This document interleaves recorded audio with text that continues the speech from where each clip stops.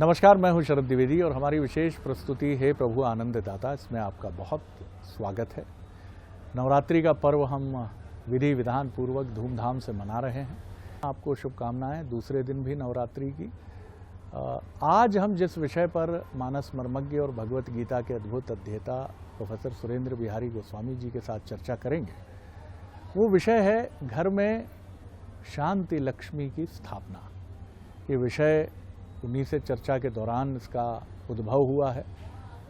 हमने भी समझा है इसको, क्योंकि शांति के बिना घर वैसा ही है जैसा मनुष्य बिना वाणी के है।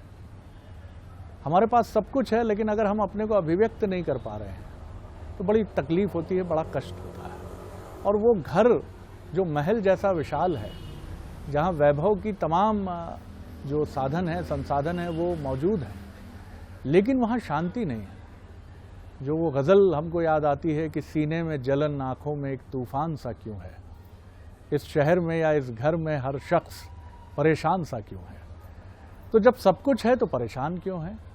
तो यानी घर में शांति नहीं है। तो ये शांति लक्ष्मी, जो धन लक्ष्मी या कई मायनों में उनसे भी अधिक महत्वपूर्ण है, क्योंकि घर में शांति लक्ष्मी ही धन लक्ष्मी की स्थापना करेंगी। ये शांति लक्ष्मी है जो धन की लक्ष्मी का घट कलश आपके और हमारे घर में स्थापित करती है। तो कैसे ये शांति लक्ष्मी, इनका महत्व क्या है घरों में, और किस तरह से घरों में इनका प्रादुर्भाव हो और ये हमेशा हमेशा बनी रहे, हम जानेंगे प्रोफेसर गोस्वामी से। प्रणाम करता हूँ और विषय आपके समक्ष जी। आपने हमारी सामान्य चर्चा से बड़ा कूट निष्कर्ष निकाल लिया है, और मैं तो ये समझता हूँ कि शांति से बड़ा धन कोई नहीं है। क्या बात है, बिल्कुल ठीक कह रहे हैं। बड़े बड़े अरबपति, खरबपति, मठाधीश जीवन में जितना भी सब कुछ प्राप्त कर लें, अगर उनके जीवन में शांति नहीं है तो निर्धन की तरह अपने भीतर में जीते हैं। आप भीतर से धनवान तब होंगे जब शांति आपके जीवन में हो, क्योंकि शांति जो है परमेश्वरी का सबसे सुंदर स्वरूप और परमात्मा की सबसे सुंदर संगनी है। यदि आप दोनों की अनुभूति करना चाहते हैं तो शांति की आवश्यकता होती है। शांति को शब्दों की बजाय दृश्य में अनुभूति करिए। आप एक समुद्र है, आपको दिखाई पड़ रहा है समुद्र, सुंदर लहरें उठ रही उस समुद्र के मध्य, लेकिन उन लहरों में भी एक गीत संगीत की ध्वनि आप सुन रहे हैं। तट पर बैठे हुए हैं, और अगर तूफान उठे समुद्र पर तो क्या आप तट पर बैठ सकते हैं? शांति वो शक्ति है जो समुद्र को स्थिर कर देती है और वहां आनंद की लहरें बिखरते रहती है। आनंद की लहरें चलते रहती है। बिल्कुल सही। तो परिवार में जब आनंद की छटा बिखरती रहे तो परिवार में शांति होती है। लेकिन अगर तूफान खड़ा हो जाए, तूफान कब खड़ा होता है? जब समुद्र अपनी मर्यादा तोड़ता है। जब मर्यादा तोड़ता है, और समुद्र अपनी मर्यादा कब तोड़ता है? जब उस पर प्रकृति का दबाव बहुत पड़ जाता है, अर्थात प्रकृति को आप उद्वेलित करते हैं, तो समुद्र अपनी मर्यादा तोड़ता है। अब ये एक स्वरूप हो गया शांति की अनुभूति की और अशांति के मूल कारणों की। अब इसे एक दूसरे रूपक में भी आप बहुत सुंदर समझ सकते हैं। शांति की पाठशाला का नाम है गृहस्थ आश्रम। शांति की पाठशाला है, ध्यान रखिए। ज्ञान की पाठशाला से आप निकले, जिसको आप ब्रह्मचर्य आश्रम कहते हैं, तो आप दूसरी बार कहाँ पहुंच गए? शांति की पाठशाला में पहुंच गए। अब शांति की पाठशाला में यानी गृहस्थ आश्रम में जैसे ही प्रवेश किया, मूलाधार शांति है, लेकिन आप हैं कहाँ? पाठशाला। ध्यान रखिएगा, इस पाठशाला के जो शिक्षक हैं वो हैं माता, पिता, चाचा। आप समझिए मेरी बात? बिल्कुल। चाची, फुआ, फूफा इत्यादि इत्यादि, जो घर के वरिष्ठतम सदस्य हैं, जो जिनके आप संतानें हो चुके हैं, वो अब आपके शिक्षक हैं। और इसके जो शिक्षकों के प्रधानाचार्य हैं वो कौन है? वो वरिष्ठ व्यक्ति हैं। कौन? दादा, दादी इत्यादि इत्यादि लोग उसके प्रधानाचार्य हैं।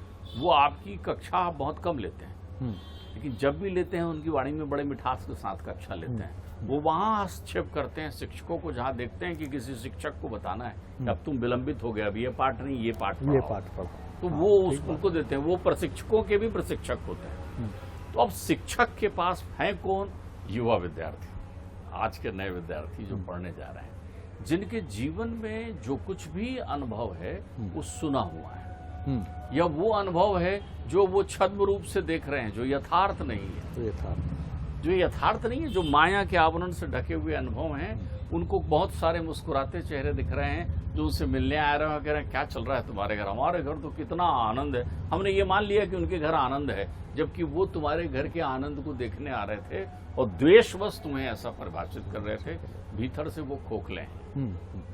मूलाधार समझिए, इस गृहस्थ आश्रम का मूल मंत्र है या देवी सर्वभूतेषु शांति रूपेण समस्तता, और नमस्तस्यै नमस्तस्यै नमस्तस्यै नमो नमः। तुम भगवती से यही प्रार्थना कर रहे हो कि माँ यहाँ शांति के स्वरूप में स्थापित हो जाओ, क्योंकि जहाँ शांति की स्थापना हो गई वहाँ वैभव लक्ष्मी, यश लक्ष्मी, कीर्ति लक्ष्मी इत्यादि इत्यादि लक्ष्मियाँ तो आती ही हैं, क्योंकि वो रहती शांति के घर में। ठीक बात। उनके सारे कक्ष वहीं बने हुए हैं जहाँ महल शांति का है। अब आप अपने जीवन में हैं। तो जो नए बच्चे हैं हमारे, उनमें दो प्रकार के विद्यार्थी होते हैं। एक विद्यार्थी जो प्रवीण सूची में आने योग्य पठन पाठन करता है, अर्थात आज्ञाकारी होता है अपने माता पिता का, हर कार्य में आगे रहता है, जी कहता है, मर्यादा में रहता है, अनुशासन में रहता है, वो प्रवीण सूची में आता है। वो घर के विकास के लिए नित्य प्रति चिंतन करते रहता है, जिसे आप बोलचाल की भाषा में श्रवण कुमार कहते हैं। एक ऐसा परिवार होता है। एक ऐसी बहू घर में होती है जिसका मूल उद्देश्य होता है कि इस घर को कैसे मैं मजबूत करूं, इसकी दीवारें कहीं खराब ना हो जाए, कहीं घुन ना लग जाए, कहीं कचड़ा ना पड़ा हो, कहीं दरिद्रता का निवास ना हो जाए। तो वो बिल्कुल समर्थ भाव से आती, मेरा घर, शांति का उपवन मेरा घर है, वो आती है। वहाँ एक ऐसी बेटी होती है जिसके चित्त में होता है कि मेरे भाई अनुकूल आचरण में है कि नहीं है, मेरे परिवार में सब अच्छा चल रहा है कि नहीं, मेरे माता पिता स्वस्थ प्रसन्न चित्त हैं कि नहीं। वो शालीन होती है, शीलवान, गुणवान, यशमान होती है। ऐसी कन्या होती है जिसको कन्यादान करके पिता गौरवान्वित होता है, और जिसके लिए प्रत्येक नयन जो है वो भाव विहल हो जाते हैं कि वो कन्या होती है। देखिए, अब ये घर है, लेकिन दूसरे जो छात्र होते हैं उसमें कुछ उद्दंड छात्रों का प्रवेश होता है जी। वो उद्दंड छात्र होते हैं, वो प्रमादी होते हैं। जैसे कॉलेज और स्कूलों में ऐसे छात्र होते हैं, उन्हें निष्कासित करने की प्रक्रिया भी हो जाती है। कई बार मालूम चलता है कि हम घर से अलग हो गए। अरे तुम घर से अलग नहीं हो गए, तुम शांति के महल से निकल करके अशांति के झोपड़े में रहने लगे हो। ठीक बात है। तुमने वो महल त्याग दिया है। तो आपको इस घर में रहते हुए करना क्या है? जब शांति की आवाहन कर रहे हैं तो क्या करना होगा? शिक्षक के प्रति सम्मान, शिक्षक के प्रति विश्वास, क्योंकि शिक्षक दोनों के प्रति व्यवहार, दोनों के प्रति दृष्टि एक रखेगा। मुखिया मुख सो चाहिए, खान पान सब एक, दृष्टि एक सा रखेगा, व्यवहार एक सा नहीं रखेगा, और उसे रखना भी नहीं चाहिए व्यवहार एक सा। जो कमजोर छात्र होगा उसको वो विशेष प्रशिक्षण देने में लगा रहेगा, जिसको आप कोचिंग कहते हैं। ज्यादा ध्यान देगा, वो कहाँ है, कैसा है, नहीं बेटा ये मत करो, टोका टाकी करके उसको संभालने की कोशिश करता रहेगा। दूसरा वो क्या करेगा, जो छात्र मेधावी है उस मेधावी छात्र के प्रति उसका दृष्टिकोण अनुशासनात्मक हो जाएगा। अनुशासनात्मक मतलब यदि वो थोड़ा भी किसी काम में चूक करता है, क्योंकि अब इस घर का मुखिया तो ऐसे ही प्राप्त करेगा, शांति की पताका लेकर वो ही आगे चलेगा, और वो पूरे घर को समग्रता में बांधा रहेगा। तो ग्रह एक पाठशाला है, गृहस्थ आश्रम शांति का उपवन है, जहां आप मर्यादा, अनुशासन, विश्वास, समर्पण, त्याग के साथ आप स्थापित रहते हैं। यदि इस भाव से आप साधक जो है आराधना में लगता है तो भगवती कृपा होती है और शांति की स्थापना होती है। शांति सहजता से आ सकती है, क्योंकि शांति तुम्हारे भीतर ही विद्यमान होती है। ठीक बात है, आपके भीतर ही। आपको कुछ विशेष प्रयत्न कहीं किसी चिंतन में नहीं करना है शांति के लिए, वो आपके अंतर चित्त में विद्यमान है। आपको प्रयत्न केवल ये करना है कि आपके प्रयत्न में असहजता ना रह जाए। कई बार ऐसा होता है कि बहुत सारे लोग घर में ऐसे भी हो जाते हैं जो आपको प्रतिक्रिया देने विवश करते हैं। छोटा भाई जगत में ही ऐसे लोगों की संख्या चिल्ला कर चला गया, माता पिता की उपेक्षा करके चला गया, बहू आकर लड़ने लग गई, तो आपको ये समझना चाहिए कि अभी इनका प्रशिक्षण समय चल रहा है, उनके प्रति समदृष्टि, क्योंकि शांति की आराधना कर रहे हैं, तो आप उनके प्रति अपना जो व्यवहार है वो सतोगुणी भाव का रखिए। और जिस परिवार में शांति की स्थापना हो गई, आप देख लें, अगर आपके आसपास के परिवेश में परमात्मा की कृपा से कोई ऐसा परिवार हो, या ईश्वर करे आपका ही परिवार हो, तो आप अनुभूत करेंगे कि आपकी सारी उपलब्धियों की पृष्ठभूमि में मैया का ये शांति स्वरूप ही महत्वपूर्ण है। और ध्यान रखिए, मैया का मूल स्वरूप शांतिपूर्ण है। चाहे जो दैत्य उनके सामने पहुंचा, मैया का स्वरूप इतना शांति स्वरूप है। धूम्रलोचन जब मैया के सामने पहुंचा तो धूम्रलोचन एक धुंध के रूप में था, धुएं के रूप में, विशाल आकृति उसकी, कटकटाते दांतों के साथ जब वो मैया के पास पहुंचा तो मैया के स्वरूप को देखकर ठिठक गया। देखिए, शांति की शक्ति बताता हूँ, शांति में कितनी शक्ति होती है। याद है सर्वोत्तम शांति रूपणी रही है।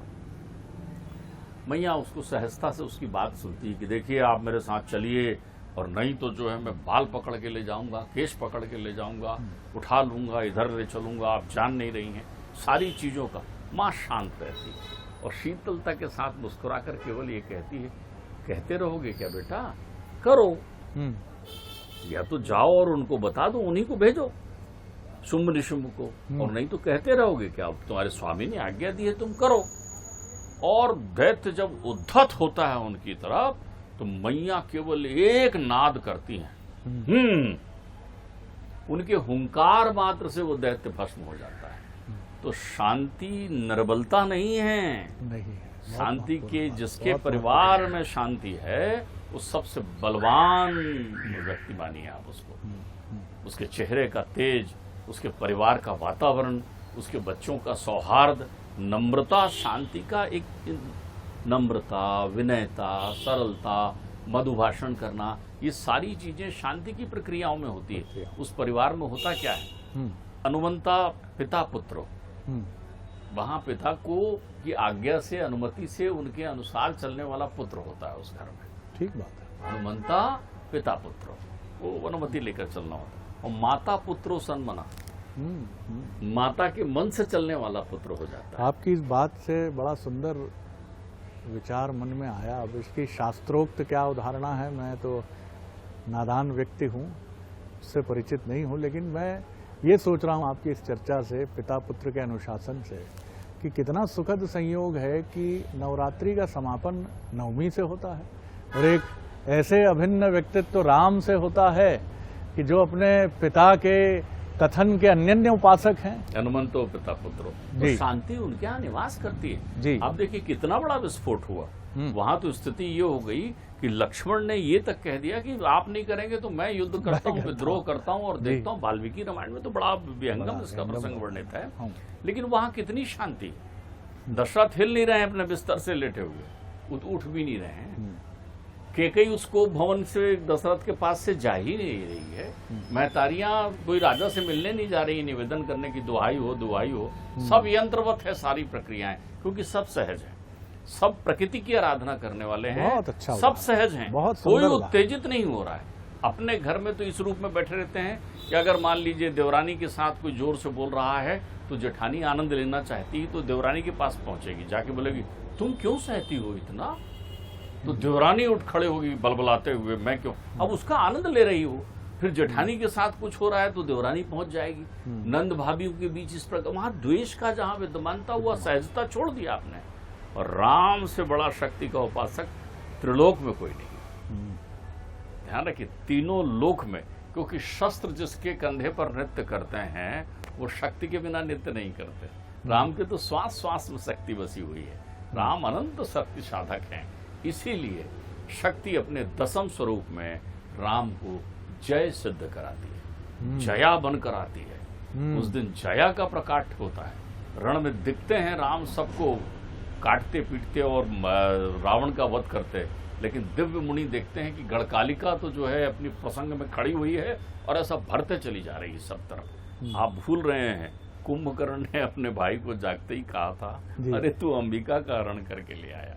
एक ही नाम लिया था अंबिका का। हाँ। उस दिन तय हो गया था कि 10वीं को रावण मरेगा, क्योंकि अंबिका 9 दिन तो रक्षा करेगी, 10वें दिन भक्षण करेगी। तो जो अपनी नवधा भक्ति से अपने नए विषयों की रात्रि में सहज बनने के लिए माता की शरण ले लेते हैं, उनको 10वीं जय के रूप में प्राप्त होती है। और जो ऐसा नहीं करते हैं, राम ने स्वयं शक्ति पूजा की थी 10वीं के दिन। शस्त्रास्त्र जो उनके पास थे, ये शस्त्रास्त्र राम को किसने दिए? ये शस्त्रास्त्र जो हैं राम को प्रदान किए थे विश्वामित्र जी ने।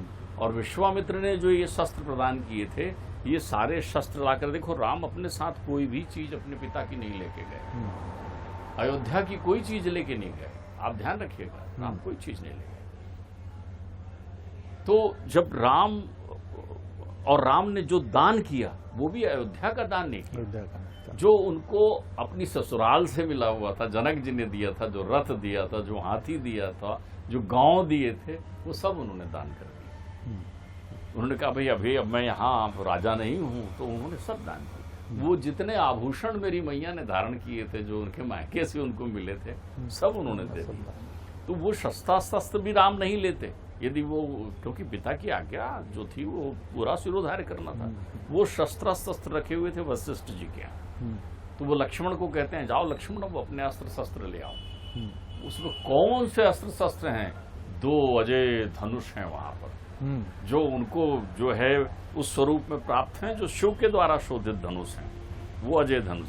वहां अक्षय तृणीर है, जिसमें से बाण कभी खत्म नहीं होता। उसमें कवच है, उसमें वो चमचमाती तलवार है जिसकी तेजस तलवार है, जिसके तेज से सूर्य की रोशनी भी वहां धीमी हो जाती है। ये सब राम वहां से लेकर आते हैं। अब ये जागृत कब होंगे? जब मंत्र आराधना करेंगे। और राम पहले जब भी शत्रु पर राम प्रहार करते हैं, सीधा घातक प्रहार नहीं करते। जी ठीक बात। सीधा घातक, उन्होंने 31 बाणों से रावण को मारा और वो 31 बाण एक साथ चलाए। तो ये बिना शक्ति की आराधना के संभव नहीं है। तो परमात्मा राम से बड़ा शक्ति उपासक कोई नहीं। अरे वो चिंतित इसलिए नहीं थे कि उनकी पत्नी का हरण हुआ है, वो तो अपनी उपासना कर रहे थे जगदम्बा को प्राप्त करने के लिए कि मैया तुम ब्रह्म के साथ ही ठीक हो। तो उन्होंने अपनी सारी श्रद्धा, सारी शक्ति केवल ब्रह्माणी से प्राप्त की थी और उन्हीं को लेकर आए। वही तो है शैलपुत्री, वही तो है ब्रह्मचारिणी। जो लोग नहीं जानते वो एक बात अच्छे से समझ लें कि मेरी मैया ब्रह्मचारिणी है। ब्रह्मचारिणी का अर्थ ही होता है कि जहां ब्रह्म होते हैं वहीं वो विद्यमान हो जाती है जाकर। मैया जहां स्थापित है ब्रह्म वहां पर है ही, उनकी उपासना में है। इसलिए मंदिरों में राधे कृष्ण की पूजा होती है। राधे कात्यायनी है, प्रत्यक्ष शक्ति है, वहाँ शक्ति है, केश पीठ पर है वहां पर। इसीलिए नारायणी भी है, नारायणी भी वही है। तो हर भाई मैं ये कह रहा हूं ना कि जब परमात्मा की जितनी भी शक्तियां परमात्मा के पास हैं, महतत्व के प्रकट होने से ही, त्रिगुणात्मक शक्ति के प्रकट होने से ही तो इस सृष्टि की रचना हुई। अब आपने बना लिए, बनाते हैं ना, रोबोट बना देते हैं जो सेल से चलता है। वो सेल क्या है? ऊर्जा लेकर आते हैं तब तो चलता है। वैसे मनुष्य के भीतर भी सेल है, जो जितने प्राण हैं वो प्राणेश्वरी से हैं। भगवती का एक नाम प्राणेश्वरी है। प्राणेश्वरी है। बहुत सुंदर बात आपने कही है और एक बड़ा सुंदर विचार, उस पर एक छोटी टिप्पणी आपकी जरूर अनुमति से आपकी चाहूंगा कि मैं सोच रहा था कि घट स्थापना तो हम करते हैं, लेकिन बहुत सुंदर विधान है, करना ही है, पूजा विधान है, लेकिन घट स्थापना इसके रूप से अमूर्त रूप से जो होनी चाहिए वो भी इन 9 दिनों में, इन नवरात्रियों में होनी चाहिए। पहली घट स्थापना तो आज हो गई शांति की, तो आप अपने घर में एक घट स्थापना अमूर्त जो है, जो दिखेगी नहीं, उसकी स्थापना करें शांति की। और इसके साथ संकल्प क्या लें कि घर के जो तमाम शिक्षक हैं, दादा दादी माता पिता, इनके प्रति हम समर्पित रहें पूरी तरह से। उनके ऐसे निर्देशों का जो मान्य करने योग्य हैं उनका पालन करें, और जो ऐसे प्रतीत होते हैं कि मान्य नहीं है, हो सकते हैं, व्यवहारिक कठिनाइयां हैं, वहाँ संवाद है, बहुत अच्छा है, उनकी गरिमा की रक्षा करते हुए संवाद करके अपना अभिमत स्पष्ट करें। तो इसी तरह से 9 दिनों तक अलग अलग जो हमारे स्वरूप हैं, जो हमारे रस हैं, जो कई बार हमारे भीतर राग नहीं बल्कि खटराग बन जाते हैं और जो विकार बन जाते हैं, उनको हम दूर करें। बहुत सुंदर व्याख्या आज की रही, प्रणाम करता हूं आपको भी प्रणाम। तो हर दिन आज जरूर आप अपने घर में शांति रूपेण घट कलश की स्थापना करें और उन मूल्यों और मर्यादाओं को अक्षुण्ण रखें जिनका जिक्र प्रोफेसर गोस्वामी ने किया है। बहुत बहुत शुभकामनाएं, बहुत धन्यवाद, प्रणाम।